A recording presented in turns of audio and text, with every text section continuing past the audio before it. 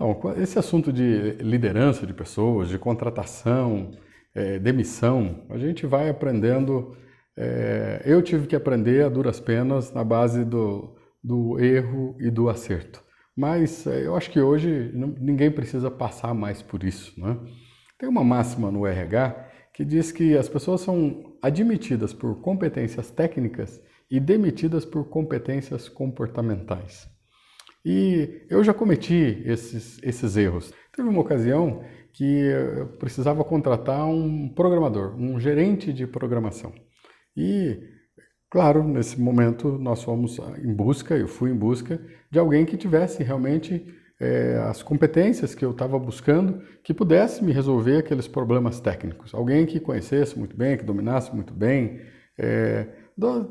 de bancos de dados, das linguagens, enfim, adequado às ferramentas que nós usávamos naquele momento. Só que eu busquei o profissional por essas competências técnicas, mas não parei para avaliar, para entender melhor, para poder buscar referências, para poder fazer uma entrevista melhor. O que aconteceu foi que, ao trazer esse colaborador, ele tinha um perfil de quem trabalhava muito bem sozinho, que não trabalhava muito bem em equipe, ele não trabalhava muito bem em grupo.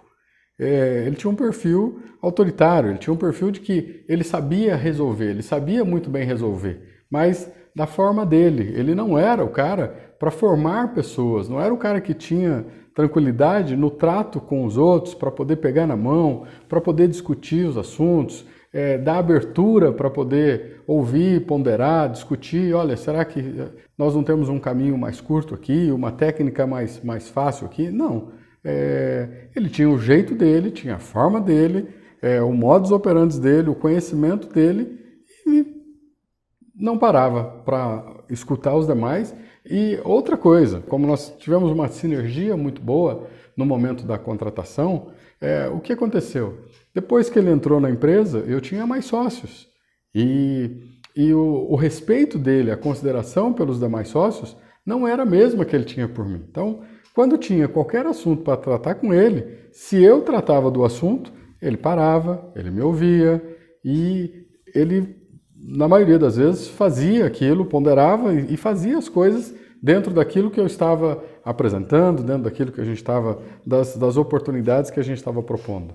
Mas com os outros sócios era insuportável, não tinha assunto, a conversa não conseguia fluir, porque os outros não tinham os mesmos conhecimentos técnicos que eu tinha naquele momento, mas isso não invalidava a condição deles de serem donos, de serem líderes e que queriam que as coisas, e que estavam trabalhando dentro do mesmo propósito, embora não conhecessem bem do assunto. Bom, e não preciso dizer para você que nós conseguimos tocar isso enquanto a gente realmente precisava daquela mão de obra para poder fazer aquele projeto avançar. E tão logo isso foi identificado, tão logo não, eu digo que assim, a situação foi ficando insuportável. E quando a situação chega ao insuportável, aí você acaba tendo que fazer escolhas. Né? E não preciso te dizer que a corda arrebentou para o lado mais fraco. Tivemos que demitir esse colaborador devido a esse tipo de comportamento. Então, daí a minha recomendação sempre. Cara, pare, invista tempo, entenda, veja quais são as competências comportamentais, veja como que é o dia a dia na sua empresa, o que é tolerável e o que não é tolerável. Porque muitas vezes a gente para avaliar somente assim, bom, quais são os valores que nós defendemos aqui. Mas a gente precisa ter uma coisa que hoje eu valorizo muito e que eu recomendo para todo mundo. Tenha também dentro da sua empresa um tópico lá de tolerância zero. O que é que nós não admitimos aqui dentro da empresa? E isso fica bem mais fácil para servir de ferramenta de alinhamento de expectativas. Ou seja, olha, os nossos valores são esse, mas tem alguns tipos de comportamentos que eles não são toleráveis aqui dentro da empresa.